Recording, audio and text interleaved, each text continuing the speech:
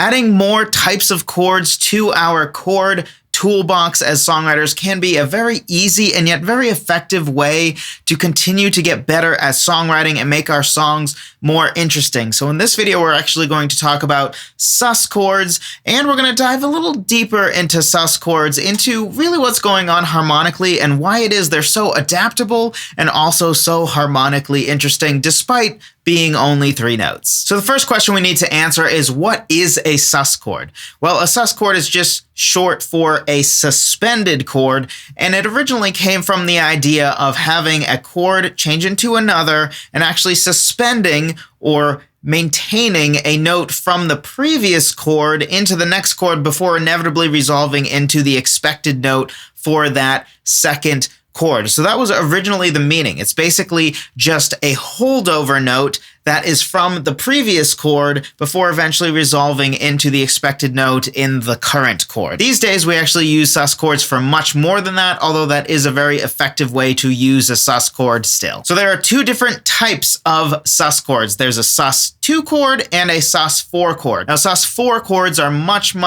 more common, and because of that, whenever you see something like a D sus chord where it doesn't specify D sus2 or D sus4, it is always implied to mean a D sus4. So if you see sus on a chord chart, know that that is implied to mean a sus4 chord specifically. So what really are sus chords? When we see a D sus chord, what does that actually mean? Well, there's sort of 2 ways to think of this. You could either take your major or minor chord, remove the third, and then add the suspended note. So for example, let's take a C sus4 chord. That would be a C major or minor, doesn't really matter because we're removing the third anyway. And instead we're putting in our 4th. So if we go C, D, E, F, and then G, C, F, and G, that would be our 1, our 4, and our 5. That would be a C sus chord or a C sus4 chord specifically. And then sus2 is the same idea. We're still taking out the third, but instead we're putting the second in.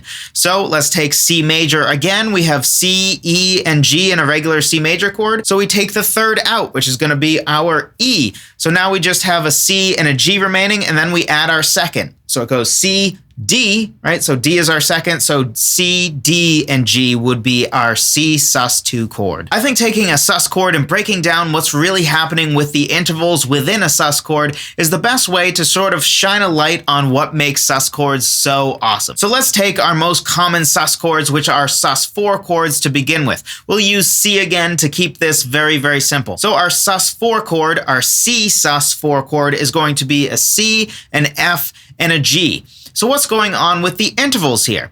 Well, first we do have C to G, which is our common 5th, or a C power chord, because it just has the first of the chord and the 5th. We don't have the third. That would make it a major chord. But then we have an F and a G, which is actually a major second apart, which is what gives that chord sort of that dissonance and that real intrigue that we get. And that's coming from that major second between the F and the G. But then what's really going on between the C and the F? Well, from a certain point of view, you just say, well, that's a perfect 4th. And that's true, but what if we break it down another way? What if we take our C sus4 chord and instead put it in the order of F followed by C followed by G?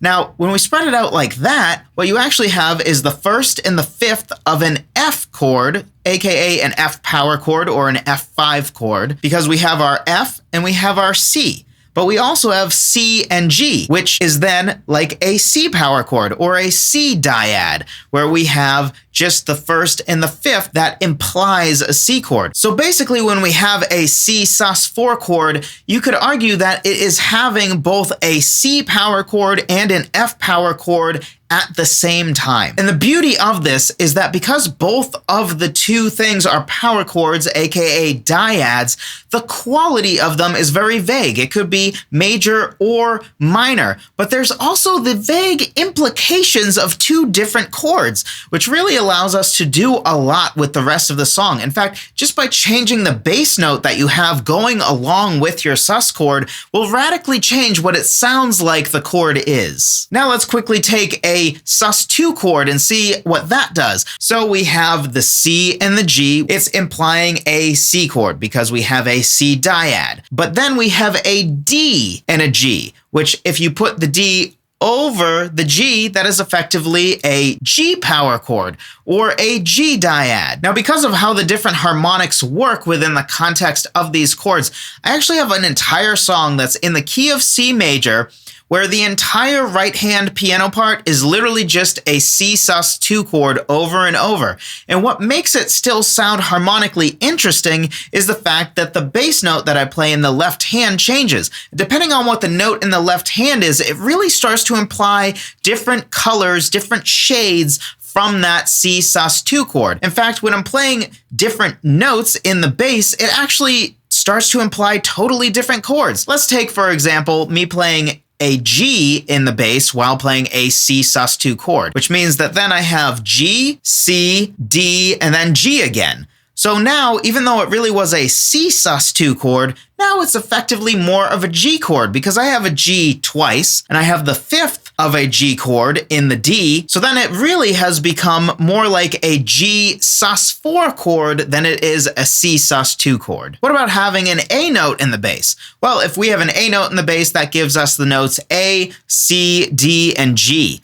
So we could look at it like we have an A, a C, and then we don't have an E to finish out that A minor triad, but we do have the A and the C that at least imply, hey, here's an A minor sound. Then we have a D, so it's like we added a 4, and then we actually have a G, which is the 7th. So you can actually look at this as if it's basically at least implying that it's an A minor 7th chord with an added 4. And the only note that's really missing is the 5th of that chord, because we have the 7th and we have the 3rd. We just don't have that 5th, that E. So this to me as a songwriter is a part of the power of sus chords, is you really can just maintain a sus chord for a long time, and depending on, say, what you're singing in the melody or what the bass part is playing, or if you're a pianist, even literally what your left hand is playing, what note your left hand is playing can completely change what the implied chord is in your right hand, even though you're not changing the chord in your right hand from either a sus2 or a sus4 chord the entire time. Now, of course, you don't have to go to the extreme levels of literally having a sus chord in your right hand for the entire piece, but you can actually have a lot of different interesting things going on with a sus chord being maintained for a long time. And I've talked at length in different videos and podcasts about my love of dyads, aka things like a D5 chord or a power chord, because they're sort of vague, and that allows you to really do a lot more with the melody and do a lot more with, say, bass lines and sort of just imply chords instead of being explicit about exact chords. And that really can allow you to do a lot of interesting things sonically. And frankly, sus chords, based on how I just broke them down, you could say is basically having two different power chords implied at the same time, which really gives us a whole bunch of different cool things that we can do. So hopefully you found this helpful, and if you did, something else you'll probably find helpful is my free guide on the 4 pillars of music theory that I think every songwriter needs to know. We start with intervals because that is foundational knowledge to everything else we talk about, which are keys, chords, and chord progressions. If you understand all of those things, it really frees you up as a songwriter to know what you're doing musically, what notes you have access to. You understand things like when people say, hey, this is in the key of E major, you then know what that means. You know, okay, if we're in E major, I know the notes I have are E, F sharp, G sharp, A, B, C sharp, and D sharp. I also know some of the chords that I'm going to have, especially the main major and minor chords. For example, in every major key, your 1, 4, and 5 chords are always going to be major. So you know that your main major chords that you have are E major, A major, and B major. And I could go on and on about this, but I won't waste your time on that. Just check out the free guide, learn it from there, because it is super helpful when you are sitting down to songwrite to be able to know, hey, these are all the notes that I have in this key, here are the chords I have, here are some common chord progressions to try out.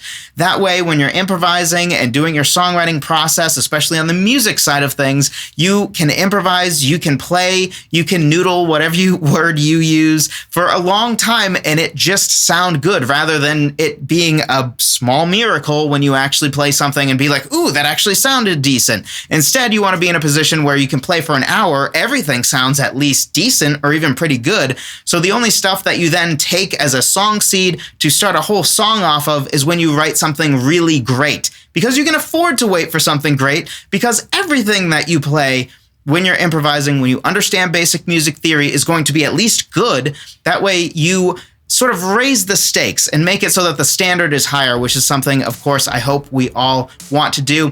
Anyway, be sure to check that out. Link in the description, songwritertheory.com/music theory guide. Thank you so much for watching. I appreciate every single one of you. I'll talk to you in the next one.